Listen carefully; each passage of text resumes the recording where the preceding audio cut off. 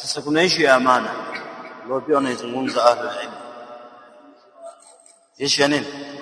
Amana. Ndio una amana sasa ya mtu miaka 10, 15, 20 shapita.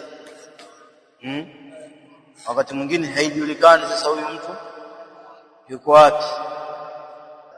Hadha tafal. Ndio imetoka.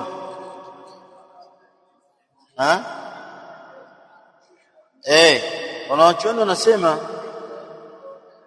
kwanza ile mali kama ni mali ilikuwa sawa, kama inawezekana kuifanyia at-tamayyuz na mali yako ile itakiwa uitenge,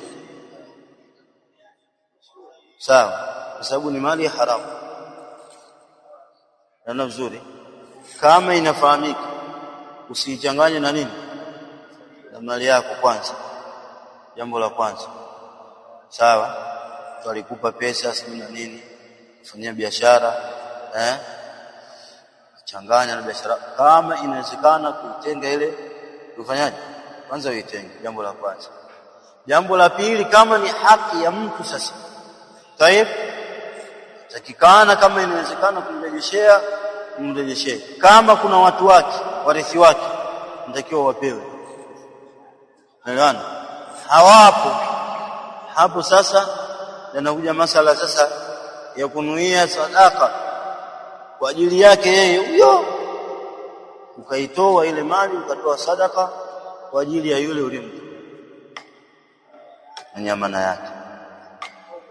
Hakuna namna nyingine. Masala ya kuki magumu sana,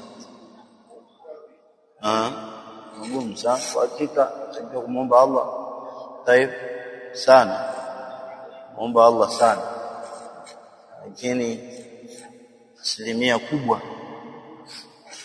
kubwa watumbukia hapa. Na mara nyingi usahau sisi kwamba shapita hivi, ile shapita, tugange ajaye. Hakuna shekhi, mpaka zipatikane zile njia za kufanyaje, za kujinasua, sawa. Naam. Na kama ni amana ikibidi bana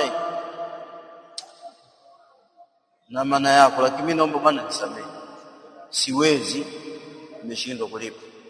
Tayeb, naona vizuri, sawa, nimeshindwa kulipa, umenisamehe? Ndio nimekusamehe, atamke hivyo. Sasa bana, angalia utanipa, huyu hajakusamehe, endelea kupambana, sawa. Mambo ya maana ni magumu sana sana. Allahu musta'an. La hawla lana wala quwwata illa billah.